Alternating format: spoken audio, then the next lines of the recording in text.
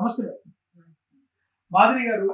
గత కొన్ని రోజులుగా ఏపీ వ్యాప్తంగా వరదలు ఇష్యూ ఒకటి ఉంటే దువ్వాడ శ్రీను గారిది మాధురి గారి ఇష్యూ నడుస్తుంది. మీరు నాకు ప్రాణహాని ఉందని చెప్పిన మాట దగ్గర నుంచి ఏపీ వ్యాప్తంగా మీ గురించి కూడా ప్రజలు కూడా చూస్తూనే ఉన్నారు. నాకు ప్రాణహాని ఉందో లేదో అని నిచ్చెనలు ఎక్కడం, ఒక 100 మందిని తీసుకురావడం, నన్ను అటాక్ చేయడానికి, పైకి ఎక్కడానికి ట్రై చేయడం, ఇవన్నీ సాక్షాత్ మీడియా సాక్షిగానే జరిగింది. సో నాకు థ్రెట్ అనేది అందరికీ క్లియర్ గా అర్థం అవుతున్నది చూస్తుంటే నా ప్రాణహాని ఉందని. మరోపక్క వాణి గారు, నా ప్రాణం పోయినా పర్లేదు, ఆ ఇల్లు వదిలే ప్రసక్తే లేదు అని వాణి గారు అంటున్నారు. మరి రిజిస్ట్రేషన్ మీకు అయ్యింది, దువ్వాడ శ్రీను గారు మీకు 2 కోట్ల డబ్బులు ఇవ్వాలి, నాకు అది నా ఇల్లు నేను కొనుక్కున్నాను అన్నారు. దువ్వాడ శ్రీను గారు వాయిస్ కూడా వినిపించడం జరిగింది. మరి ప్రాణం పోయినా నేను వదలని ఆవిడ అంటున్నారు, మరి మీరేమంటారు? ఆవిడ ముందు నుంచి అదే మేము చెప్తుంది, అదే ముందు నుంచి ఆమె భర్త కోసం ఇవన్నీ కాదు, ఆస్తి కోసమే వస్తూ ఉందని ముందు నుంచి మేము క్లియర్గా ఇదే చెప్తున్నా ఉన్నాం. కానీ ఎవరు ఆస్తి ఎవరు తీసుకెళ్ళిపోతారండి? శ్రీను గారు నిరాశ్రయులు అయినప్పుడు, నడి రోడ్డు మీద ఉన్నప్పుడు నేను అమౌంట్ హెల్ప్ చేసి అతనికి నిలబెట్టి పార్టీ కార్యాలయం కోసం డబ్బులు ఇచ్చి ఆ బిల్డింగ్ కన్స్ట్రక్షన్ చేయడం జరిగింది. సో నిజాయితీగా ఆ ఆస్తి అనేది నాకే చెందాలి. సో నేను అడిగిన వెంటనే శ్రీను గారు నా పేరు మీద రిజిస్ట్రేషన్ చేయడం జరిగింది. ఇప్పుడు ఆస్తి మీద సర్వహక్కులు నాకే రావడం జరిగింది. సో దీంట్లో ఇంకా ప్రాణం పోయినా వదలను అనడానికి లీగల్ గా కూడా ఎటువంటి పాయింట్స్ కూడా లేవు. ఎందుకంటే ఇప్పుడు ఆస్తి అనేది నాది. నేను చెప్తున్నాను ప్రాణం పోయిన ఈ ఇల్లు వదలని నేను చెప్తున్నాను. అంటే ఆ ఇల్లు మీకు సెంటిమెంట్ అనుకుంటున్నారా, లేదంటే వాళ్ళకి సెంటిమెంట్ అనుకుంటున్నారా? ఎందుకు అసలు ఆ ఇంటికి ఆవిడకి సంబంధం లేదండి. ఎందుకంటే 2 సంవత్సరాల ముందు ఆవిడ శ్రీను గారిని బయటికి పంపించేసినప్పుడు 1 year గా అతను పలాసలో ఉన్నారు. పలాసలో ఉన్నప్పుడు అప్పుడు మేమందరం, నేను పార్టీ సంకులు మేమందరం ముందుకొచ్చి ఈ సైట్ శ్రీను గారు కొంచెం కొనుక్కున్న తర్వాత ఫైనాన్షియల్ గా నేను హెల్ప్ చేసిన తర్వాత ఈ హౌస్ ని కన్స్ట్రక్షన్ చేసుకోవడం జరిగింది. సో సెంటిమెంట్ ఆవిడకి ఎందుకు అవుతుంది ఆ ఇల్లు? అసలు ఆవిడకి సంబంధం లేని విషయం. అసలు మీ ఇల్లు కడుతున్నప్పుడు కానీ, మేము కన్స్ట్రక్షన్ అయిపోయేది కానీ 2 years లో ఎప్పుడు కూడా ఏ రోజు కూడా ఆ బిల్డింగ్ పరిసరాలు కూడా ఆమె రాలేదు. సడన్ గా ఇప్పుడు వచ్చి ఆ బిల్డింగ్ కావాలి, ఇల్లు నాది అంటే అది అది అసలు ఆవిడ కుట్రకి అన్నిటికీ కుట్ర కోణం క్లియర్ గా కనిపిస్తోంది. ప్రాపర్టీ అండి, వాళ్ళ తండ్రి నుంచి కానీ తాతల నుంచి కానీ వచ్చిన ఆస్తి కాదు. అతను కష్టపడి డబ్బులు పెట్టుకున్నారు, మేము డబ్బులు పెట్టి కొనుక్కున్న ఆస్తి. మొన్న మీరు ఏదైతే మీరు యాక్సిడెంట్ జరిగిన దాని గురించి ఒక ఆడియో కాల్ బయటకు వచ్చింది. ఆడియో కాల్ ఏంటంటే, మీరు కావాలనే యాక్సిడెంట్ గా అనుకోకుండా అది కారు గుద్దినట్టు, దాన్ని యాక్సిడెంట్ గా క్రియేట్ చేస్తున్నట్టు ఆయన ఫోన్ మాట్లాడి నువ్వు కావాలనే నేను ఆత్మహత్యయత్నం చేసుకుంటానికి నువ్వు ఇలా చేయి, మన మీడియా వాళ్ళు వెనకాల వస్తున్నారు, నువ్వు ఇలా చేయి, మిమ్మల్ని గైడ్ చేసినట్టుగా వాయిస్ లో ఉంది. అది నిజం కాదా? ఇంట్లోనే చేసుకోవచ్చు. అందులో మీరు యాక్ట్ చేయాలనుకుంటే 25 లక్షలు కార్ పోగొట్టుకోవాల్సిన అవసరం లేదు. ఇంట్లో ఏదో చిన్న హ్యాంగ్ చేసుకుని యాక్ట్ చేయాలంటే చేయొచ్చు. సినిమా చూపించాలంటే ఈ కార్ నే పార్ట్ చేసుకొని చేయాల్సిన అవసరం లేదు. కార్ చూస్తే యాక్సిడెంట్ తీవ్రత ఎంత ఉందో మీకు క్లియర్ గా తెలుస్తుంది. కార్ కంప్లీట్ గా పార్ట్. అంటే ఇక్కడ వాళ్ళు యాక్ట్ చేయడం కాదు, మీరు అనుకోకుండా కార్ని గుద్దేశారు, వేరే కార్ని, దాన్ని సూసైడ్ కింద కన్వర్ట్ చేశారని మాట్లాడారు. అదే అంటున్నాను, అవన్నీ అబద్ధం. ఆవిడ అలా ఫేక్ గా క్రియేట్ చేసింది. ఆమె మీద సింపతి, అంటే శ్రీను గారు అలా మాట్లాడితే ఈమె మీద సింపతి వస్తుంది కదా అని ఆ ఫేక్ గా ఆమె క్రియేట్ చేసింది. ఆ క్రియేట్ చేయడానికి 21 రోజులు పట్టింది. అంటే ఈ రోజుల్లో ఇంత ఫాస్ట్ గా ఎడిటింగ్ అన్ని అయిపోయే రోజుల్లో 21 రోజులు అవసరం ఎడిటింగ్ చేయడానికి? మరి ఒక రోజు చాలు, ఒక రోజు రిలీజ్ చేయొచ్చు కదా. మరి ఎందుకు పట్టింది 21 రోజులు? నేను కూడా అడుగుతున్నాను. ఐఎమ్ వస్తుంది సేమ్ క్వశ్చన్, వై 21 days ఎందుకు పట్టింది? అంటే వాళ్ళు అనేది 21 days మేము మాకు ఆ వీడియో దొరకడానికి పట్టింది. దొరకడానికి ఎందుకు పట్టింది? మాట్లాడినప్పుడు ఆ రోజే మాట్లాడితే ఆ రోజే ఇవ్వాలి కదా. అవతల వాళ్ళు ఎందుకు దొరకడానికి టైం పట్టాడు? అంటే ఎదికారా?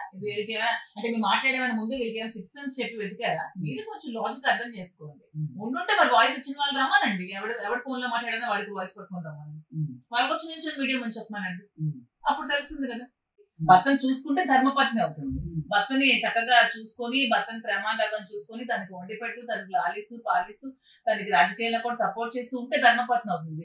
నీకు రాజకీయంగా నీ భర్తకి ఎగ్నెస్ట్ గా నువ్వు టీడీపీకి సపోర్ట్ చేస్తూ, నీ భర్తకి ఎగ్నెస్ట్ గా నువ్వు టీడీపీ ఓట్లు వేయమని చెప్తూ, నీ భర్తని చంపాలని చూస్తే ధర్మపత్ని ఎలా అవుతుంది? అధర్మపత్ని అవుతుంది.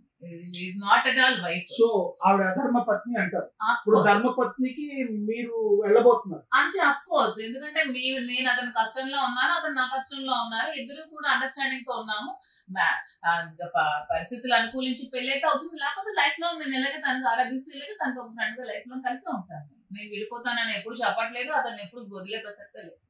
ఇప్పుడు ఆయన ఏమంటున్నారు దీని గురించి? ఇప్పుడు ఆయన ఎక్కడ ఉన్నారు? ఆయన కూడా మీకు చెప్పారు, అవును మాధురితో నాకు రిలేషన్షిప్ ఉంది, 11 to 12 మేము ఉంటామని చెప్పారు. అదే ఇద్దరు కూడా క్లియర్ గా చెప్పారు.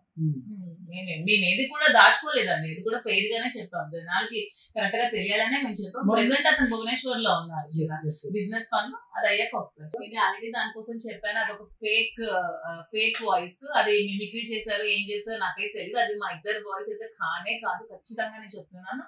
అది నిజంగా వాయిస్ అయి ఉంటే వాళ్ళు ఆ రోజు రిలీజ్ చేసి ఉండేవాళ్ళు, అది 21 days తర్వాత రిలీజ్ చేసేవాళ్ళు కాదు. నిజంగా వాయిస్ మెసేజ్ ఉంటే వాళ్ళ దగ్గర ఆ రోజు రిలీజ్ చేయాలి. కాన్షియస్ స్టేజ్ లో ఉన్నారు, అన్కాన్షియస్ స్టేజ్ లో ఉన్నప్పుడు అక్కడ ఉన్న జనాలందరూ నన్ను అంబులెన్స్ ఎక్కించడం జరిగింది. తర్వాత నేను హాస్పిటల్కి వెళ్ళడం జరిగింది. సో నేను ఏదైనా మాట్లాడంటే నా ఫోన్ నుంచి అతనితో ఫోన్ మాట్లాడతాను. సో ఇలాంటి చీప్ ట్రిక్స్ ప్లే చేయాల్సిన అవసరం లేదు. నిజంగా అలా చేసి ఉంటే ఈ పాటికి వాణి గారి మీద నా ఆత్మహత్య కారణం ఆమె కేసు ఫైల్ చేసి ఉండాలి. అది కూడా అలాంటివి ఏమీ లేదు. నిజంగా ఆమె చేసిన ఆరోపణలకి నేను మనస్తాపం చెంది నా పిల్లల మీద ఆడిన మాటలకి నేను డిప్రెషన్ లోనే యాక్సిడెంట్ చేసుకోవడం జరిగింది. దేవుడి దేవల్ల నేను బయటపడ్డాను. నాకు చిన్న దెబ్బ కూడా తగలకున్న భగవంతుడి దేవల్ల నేను బయటకు వచ్చాను. భగవంతుడు నేను కరెక్ట్ గా ఉన్నాను కాబట్టి నన్ను బ్రతికించాడు అని అనుకోవచ్చు.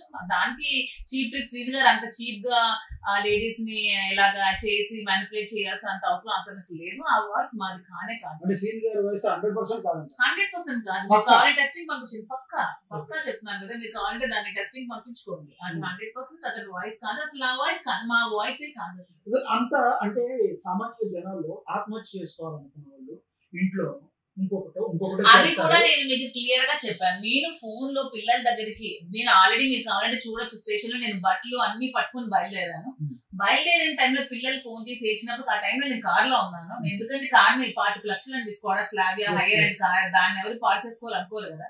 ఆ టైంలో మాట్లాడినప్పుడు నేను కొంచెం బాగా డిప్రెషన్ అవ్వడం వల్ల నేను ఆ డిప్రెషన్ లో డ్రైవ్ చేయడం వల్ల అలా జరిగింది.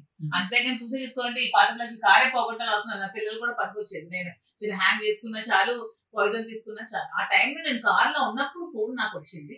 ఆ టైంలో నేను మాట్లాడడం వల్ల కొంచెం డిప్రెషన్ చెంది కరెక్ట్ చెందాను. ఆ టైంలో మెంటల్ గా డిస్టర్బ్ అయ్యాను బాగా, ఏడుస్తూ ట్రై చేయడం వల్ల కొంచెం అలా జరిగింది. అది చేసింది నేను తప్పు, అలా చేయకూడదు. ఖచ్చితంగా రియలైజ్ అయ్యాను. ఎందుకంటే అలాగా సూసైడ్ చేసుకోవడం, లైఫ్ తీసుకోవడం అనేది ఎవరు కూడా అది చాలా తప్పుడు నిర్ణయం. చెప్తాను కదా, డిప్రెషన్ లో ఉన్నాను. వర్డ్స్ కి, ఆమె మాటలకి, వాటికి నేను చాలా డిప్రెషన్ లో ఉండి అలాంటి నిర్ణయం తీసుకోవడం జరిగింది. అంతేగాని మాధవి గారు వాళ్ళ పిల్లలు కూడా ఏం మాట్లాడుతున్నారంటే, మా నాన్నగారు ఏం చేసేవాడో మేము కిటికీలో నుంచి చూసి మాట్లాడేవాం, ఆయన ఏ రకంగా చాట్ చేసేవాళ్ళు మేము మాట్లాడేవాము అని చెప్పారు. అంటే శ్రీని గారు మీతో చాటింగ్ చేసేవాళ్ళు? నాతో ఎందుకంటే చాట్ చేస్తారు. అతను ప్రజా జీవితంలో ఉన్నారు, రాజకీయం చేస్తూ ప్రజలకు దగ్గరగా ఉన్నారు. నేను కూడా రాజకీయాల్లోకి వచ్చాక ప్రజల దగ్గరగా ఉండి రాజకీయాలు చేస్తుంటే ఇవన్నీ చూడలేక వాళ్ళు చేసిన ఇవంతా బ్లేమ్ చేశారండి. అంతా ఒక సీన్ క్రియేట్ చేసి ఇవన్నీ చేశారు. చేసిన తర్వాత ఇప్పుడు నిజంగా అందరూ తెలుసుకున్నారు. మరి కిటికీలోంచి ఏం చూసారో తెలిసి మరి బయట పెట్టాలి కదా, ఏమున్నాయో, ఎప్పుడు వీడియోస్ ఉన్నాయో, అవి ఉన్నాయి ఇవి ఉన్నాయి అంటే మరి పెట్టాల్సింది కదా. ఇప్పుడు టైం వచ్చింది, పెట్టమనండి, ఇప్పుడు వీడియోస్ పెట్టమనండి, చాటింగ్స్ బయట పెట్టమనండి, ఏమున్నాయి అవన్నీ రిలీజ్ చేయమనండి, మేము కూడా చూస్తాం ఏమున్నాయి. ఇందుకే రాజా గారు ఎలా ఉన్నారు? బాగున్నారండి, ప్రెసెంట్ భువనేశ్వర్ లో ఉన్నారు. ఇక్కడికి రెంట్కి రండి అన్న కూడా రావట్లేదు, వేరే దగ్గర మళ్ళీ కన్స్ట్రక్షన్ చేసుకుంటాను అంటున్నారు. మరి ఏం చేస్తారో చూడాలి. అంటే సామాన్యంగా ఎవరన్నా రాజా గారు అంటే రాణి గారు, చెప్పు రాజు గారు రాజు అంటున్నారు. అంటే ఏంటి రాజా రాజు? నాకే కాదు చాలా మంది అడుగుతున్నారు, ఈ రాజు రాజా రాజు ఏంటి, మీరు ఎలా రాజు అయ్యారు, ఆయన ఎలా రాజా అయ్యారు? యాక్చువల్ గా రాజా అని నేను పిలుస్తాను, ఎందుకంటే తనకి ఒక కింగ్ క్వాలిటీస్ ఉన్నాయని, ఒక స్టేట్ లో ఫెరోషియస్ లీడర్ అని నేను తనకి రాజా అని పిలుస్తాను. నాకు రాజు అని ఎందుకు పిలుస్తారంటే, మా ఇంటి ఇలువెలుపు రాజులం తల్లి, నాకు రాజు అని మా నాన్నమ్మ వాళ్ళు పిలుస్తారు కాబట్టి నా ముద్దు పేరు రాజు అని. సో నాకు రాజు అని నిక్ నేమ్ పెట్టి పిలుస్తారు. వాణి గారిది దువ్వాడ శ్రీని గారు కూడా లవ్ మ్యారేజ్. ఒక లవ్ మ్యారేజ్ చేసుకున్న వ్యక్తి, భార్యాభర్తలు ఎంతగానో లవ్ చేసుకుని మ్యారేజ్ చేసుకున్న వ్యక్తి. మిడిల్లో వచ్చిన మాదిరి ఏ రకంగా తను ఈ రకంగా మాట్లాడదని వాణి గారు మాట్లాడుతున్న పరిస్థితి. మా లవ్ మ్యారేజ్, మేము ఇంత లవ్ మ్యారేజ్ ఉన్న టైంలో మిడిల్ వచ్చాడు ఏ రకంగా మాట్లాడుతుంది, మాకు అన్యాయం చేస్తే ఊరికిన ప్రసక్తి లేదు. వివాహం తీసుకోలేదు, ప్రేమించి వివాహం చేసుకోకుండానే పిల్లలు కన్నారా? పిల్లలు కనడానికి ప్రేమకి సంబంధం లేదండి. పిల్లలు ప్రేమతోనే పిల్లలను కనాలంటే ఈ రోజుల్లో ఏ భార్యాభర్తలు కూడా పిల్లలు కనరు. అవన్నీ ట్రాష్. అదంతా ప్రేమ ఉంటేనే పిల్లలు పుడతారు అనేది అది చాలా ట్రాష్. ఆమె అతన్ని ప్రేమించింది, అతను బంధువులు కాబట్టి ఆమె ఇంకా పెళ్లి చేసుకోకపోతే నేను చనిపోతాను, సూసైడ్ చేసుకుంటాను, శ్రీని గారే కావాలి అని చెప్పినప్పుడు అతను ఇంకా బంధువులే కదా అని చెప్పి పెళ్లి చేసుకోవడం జరిగింది.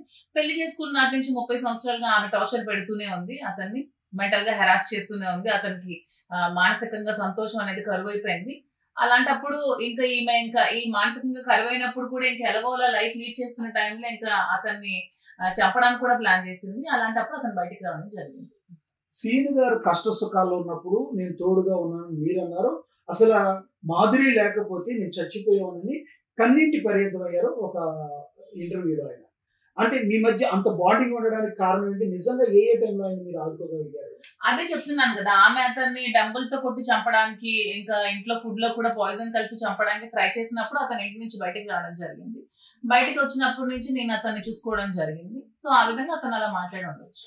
మీకు పవన్ కళ్యాణ్ గారు అంటే ఇష్టమా? నాకు పవన్ కళ్యాణ్ గారు అంటే హీరోగా నేను పవన్ కళ్యాణ్ కి అభిమాని. నేను చిన్నప్పటి నుంచి కూడా పవన్ కళ్యాణ్ కి ఫ్యాన్. మీరు గారు పవన్ కళ్యాణ్ గారిని అమ్మనా బుద్ధి తిట్టారు. అంటే ఆయన ఏ పరిస్థితుల్లో తిట్టారో తెలియదు, కానీ వాడకూడని పదాలతో మాట్లాడారు. ఆ టైంలో మీరు ఏమైనా సీన్ గారిని వారించారు? నేను శ్రీన్ గారిని వారించాను. పర్సనల్ లైఫ్ లోకి ఇంటర్ఫీర్ అవ్వకూడదు, ఎవరికి రైట్స్ లేదని నేను చెప్పాను, మాట్లాడకూడదని చెప్పాను. నేను చేయలేదు. మొదటి భార్య కూడా భరణం చెల్లించి విడాకులు తీసుకున్నారు. రెండో ఆమె కూడా అలాగే ఫైనాన్షియల్ గా సెటిల్ చేసి వాళ్ళెవరు వచ్చి కంప్లైంట్ పట్టినప్పుడు మనకేంటి ప్రాబ్లం? నేను చెప్పాను. శ్రీన్ గారు మొన్న కూడా చెప్పినప్పుడు, మొన్న ఒక ఇంటర్వ్యూ శ్రీన్ గారు కూడా నేను తప్పుగా మాట్లాడానని ఒప్పుకున్నారు. అవును అన్నారు. కాకపోతే ఏమన్నారంటే నా దాకా వచ్చిన తర్వాత కానీ నాకు తెలవలేదు అని తెలుసుకున్నారు అన్నారు. మరి దీని గురించి అంటే సీన్ గారు కొంచెం పవన్ కళ్యాణ్ గారిని అలా మాట్లాడినందుకు కొంచెం పశ్చాత్తాపం కలిగారు. కంపల్సరీ పశ్చాత్తాపడ్డారు. ఆ మాట నాతో అన్నారు. నేను అప్పుడు అతనికి అలా అనుకున్నా ఉండాల్సింది, ఆ పెయిన్ నాకు తెలిసిందనే మాట అతనితో ఖచ్చితంగా అన్నారు. కానీ ఆ సిచ్యువేషన్స్ కూడా ఎలాంటివి అంటే, పవన్ కళ్యాణ్ గారు ఒక రోజు చెప్పు తీసుకొని వైసీపీ నాయకులందరికీ చెప్పు తీసుకొడతా అని అన్నప్పుడు జగన్మోహన్ రెడ్డిని అభిమానించే వ్యక్తిగా శ్రీన్ గారు రియాక్ట్ అవ్వాల్సి వచ్చింది. అంటే పవన్ కళ్యాణ్ గారు వైసీపీలో ఉన్న గుండాల్ని అన్నారు ఆ రోజున. వైసీపీలో ఉన్న గుండాలు అనేది వైసీపీ నా కొడుకుల్ని అన్నారు. మీరు ఆ వీడియో కంటే క్లియర్ గా చూడొచ్చు. వైసీపీ నా కొడుకుల్ని ఒక్కొక్కరిని చెప్పు తీసుకొని కొడతాను, అందినంత వరకు వస్తే కొట్టేస్తున్నాను అన్నప్పుడు జగన్మోహన్ రెడ్డి గారిని అభిమానించే వ్యక్తి దువ్వాడ శ్రీనివాస్ గారు కాబట్టి, జగన్మోహన్ రెడ్డి గారిని దైవంగా కొలుస్తారు కాబట్టి అతనికి ఒక మాట అన్నప్పుడు తను రియాక్ట్ అవ్వాల్సి వస్తుంది. అది రాజకీయంగా జరిగిన మాటలు. అది కరెక్ట్. రాజకీయంగా కూడా ఒక పరిమితి ఉంటుంది కదా మాధురి గారు. అంటే వాళ్ళ మదర్ని అమ్మని అట్లా తిట్టకూడదు. నేనైతే ఖండించాను. మీరు బాల్యం నుంచి మీరు దీని మీద ఇంట్రెస్ట్ ఉందా? లేకపోతే లేదు, నేను చిన్నప్పటి నుంచి భరతనాట్యం శ్రీకాంత్ సార్ దగ్గర నేర్చుకున్నాను. స్కూల్ డేస్ నుంచి కూడా ప్రోగ్రామ్స్ ఇవ్వడం అనే అలవాటు. తర్వాత కోలాటం అవి టెక్కలు వచ్చాక కొంచెం కోలాటం వెస్ట్రన్ అవి చెప్పడం జరిగింది. స్కూల్ ఒకటి ఉంది నాకు, డాన్స్ స్కూల్ ఉంది. ఏ స్కూల్ అండి? రమాబాయి సంగీత నృత్య కళాశాల మా అత్తగారి పేరు మీద ఒక స్కూల్ ఉంది, డాన్స్ స్కూల్. ఇప్పుడు నడుపుతున్నారు.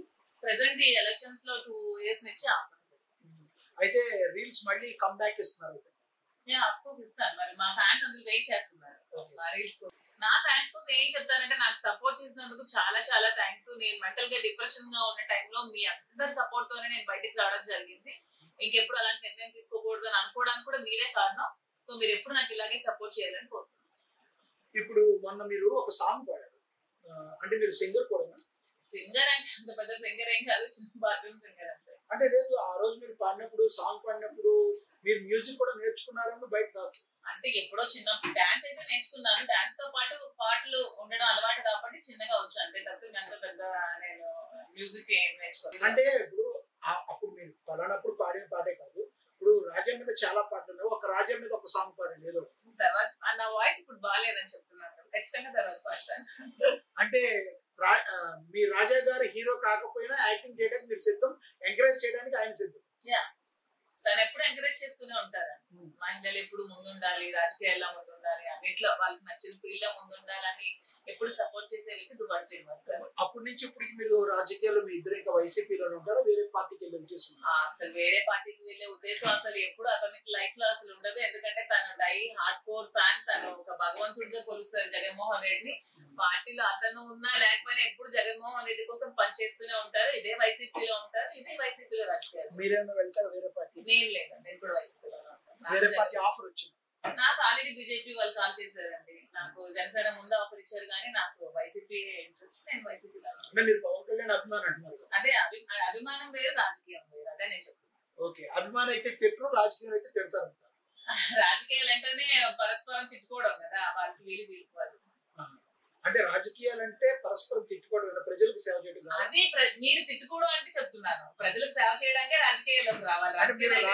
రాజకీయాలు అంటే ప్రత్యర్థులు అని చెప్తున్నాను. అంటే మీలో ఉన్న లోపాలని వాళ్ళలో ఉన్న లోపాలు మీరు చూపించడం. మీరు ఇక్కడే ఉంటారా లేదంటే మూవీ చేసేటప్పుడు హైదరాబాద్ గానీ అలా షిఫ్ట్ అవుతారు? అది మరి షూటింగ్ అక్కడ ఉండదు తెలియదండి. వాళ్ళు డైరెక్టర్ చెప్తారు తెలియదు, మేమైతే టెక్కల్లాగా ఉంటారు. సో ఈ ఇంటిని వదిలే ప్రసక్తి లేదు. మరి కొనుక్కున్న ఇల్లు ఎలా వదిలేస్తాను? నా కష్టాజీతంతో నేను కొనుక్కున్న ఇల్లు. చాలా చాలా థ్యాంక్స్ అండి, మీరు ఎన్నో విషయాలు కీలక విషయాలు చెప్పినందుకు. అయితే అందరిలో ఉన్నదైతే ఒకటి, ఆ రోజు కావాలని కారు తీసుకెళ్లి ఇలా జరిగింది ఆ వాయిస్ అని చెప్పి మెజారిటీ% జనాలు మాట్లాడుకోవడం జరిగింది. మీరు ఒక క్లారిటీ ఇచ్చారు. అది నేను క్లియర్ గా అందరికి చెప్తున్నాను. నేను కావాలనే చేసుకుంటే ఈ 25 లక్షల విలువ గల కార్ ని డ్యామేజ్ చేసుకుని చేయాల్సినంత అవసరం లేదు. కావాలని చేయాలనుకుంటే ఇంట్లో కూడా చేయొచ్చు, ఇంట్లో కూడా చేసి ఇలా చేశారని చెప్పుకోవచ్చు. ఇదంతా బాగానే చేసిన కుట్రలో భాగంగానే ఆ వాయిస్ కూడా ఫేక్ వాయిస్ మిమిక్రీ చేసి రిలీజ్ చేశారు. ఆ వాయిస్ మా ఇద్దరిది కాదు, ఖచ్చితంగా ప్రజలందరూ తెలుసుకోవాలని కోరుకుంటున్నాను. అయితే మ్యారేజ్ దువ్వాడ శ్రీనివాస్ గారిని ఎప్పటికైనా చేసుకుంటారు? 100%. థ్యాంక్ యూ అండి. ఫ్యాన్స్ ఉన్నారు, ఆ ఫ్యాన్స్ కు సంబంధించి అతి త్వరలో రీల్స్ కూడా స్టార్ట్ చేయబోతున్నారని చెప్పి దివ్యల మాధురి గారు చెప్తున్నారు. కెమెరామెన్ రామ్ తో కలిపి లక్ష్మీనాథ్, అమా న్యూస్. నమస్తే.